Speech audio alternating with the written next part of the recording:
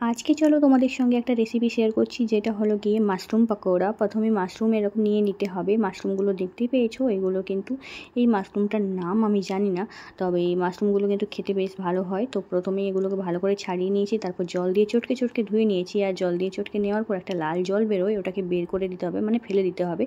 তারপর এগুলোকে বেসনে ডুবিয়ে গরম গরম তেলের মধ্যে ভেজে নিতে হবে। আচ্ছা, বেসনের মধ্যে কী কী দিয়েছি সেটাও বলে দিই। বেসনের মধ্যে দিয়েছিলাম কালো জিরে, গোলমরিচ আর হলুদ আর লবণ দিয়ে বেশ ভালো করে একটা মিশ্রণ বানিয়ে নিয়েছিলাম। আর জলটা কিন্তু ঠিকঠাক দিতে হবে, বেশি জল দিলে কিন্তু পাতলা হয়ে যাবে, তাই মোটামুটি জলটা পরিমাণ মতো দিয়ে দিতে হবে। তারপরে ভেজে নিতে হবে একদম লাল লাল মচমচে করে।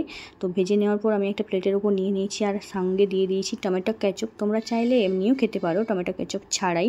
আর যদি ওপর থেকে একটু বিট লবণ ছড়িয়ে দাও তো তাহলে আর কথাই নেই, আরও বেশি খেতে সুন্দর লাগে। এগুলো কিন্তু বেশ মচমচে হয়েছিল, আমি তো বেশ কড়মড় করে চিবিয়ে খাচ্ছিলাম। আর শাশুড়ি খেয়েও বলছিল বেশ হয়েছে, মানে বেশ ভালো হয়েছে আর কি। তারপরে শ্বশুরের জন্য নিয়ে যাওয়া হলো। আর বাড়িতে একটা জেঠু এসেছিলো, ও খেয়ে বললো যে বেশ ভালো হয়েছে। তো তোমাদের কেমন লাগলো ভিডিওটা জানিও। টাটা।